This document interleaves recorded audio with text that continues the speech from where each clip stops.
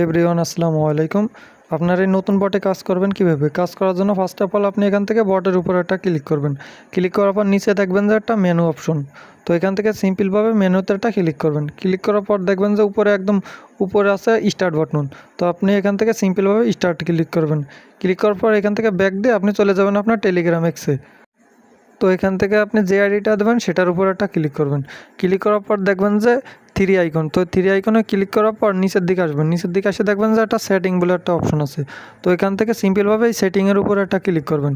Click করার পর নিচে দেখেন যে একটা অপশন আছে ডিভাইস। আপনি এখান থেকে ডিভাইসটা চেক করে নেবেন যে অন্য ফোনে লগ ইন আছে কিনা। যেহেতু আমার এটা দেখেন যে কোনো আনে লগ ইন নাই, সেহেতু আমি আইডিটা এখন সেল করতে পারবো।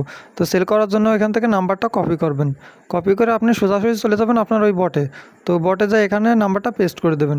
পেস্ট করে দেওয়ার পর একটু লোডিং নেবে। আচ্ছা দেখেন লোডিং নিয়ে একটা কোড আসবে, তো উপর দেখেন আমার কোডটা কিন্তু চলে আসে। এখন এখান থেকে ব্যাক দিয়ে সোজাসুজি চলে যাবেন আপনার টেলিগ্রাম এক্সে।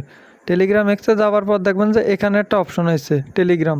তো এখান থেকে নিচের দিকে আসবেন, এসে দেখবেন যে কোডটা আপনি এখান থেকে সিম্পলভাবে কোডটা কপি করবেন। কপি করে নিয়ে আপনি এই বটের এখানে পেস্ট করবেন।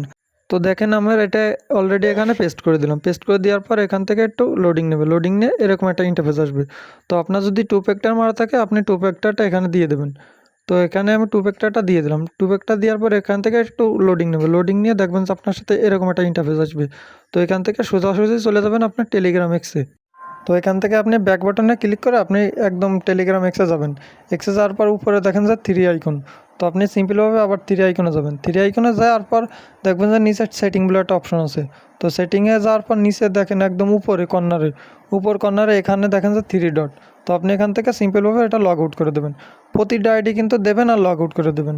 আচ্ছা ওয়েট, আমি এখান থেকে লগ আউট করে দিলাম। লগ আউট করা দেওয়ার পর আমার কিন্তু এটা অলরেডি সাকসেস হয়ে গেছে। তো আপনি দেখেন এটা যদি এখন কনফার্ম করেন, কনফার্ম করলে এখানে কি বলছে 300 সেকেন্ড পর এটা উইথড্র হবে, মানে ক্লেম হবে। ক্লেম হওয়ার পর উইথড্র করবেন কিভাবে? আচ্ছা একটু ওয়েট। তো দেখেন আমার এখানে কিন্তু অলরেডি ক্লেম হয়ে গেছে সবগুলো। আপনার এখান থেকে নিজ নিজে ক্লেম হয়ে যাবে। তো আচ্ছা একটু ওয়েট করেন। এখান থেকে দেখেন যে আমার অলরেডি যতগুলো নাম্বার দিয়েছি ততগুলো নাম্বার এখান থেকে কনফার্ম হয়ে গেছে। তো আপনি এখান থেকে নিচের দিকে আসবেন, এসে দেখবেন যে একটা মেনু চিহ্ন।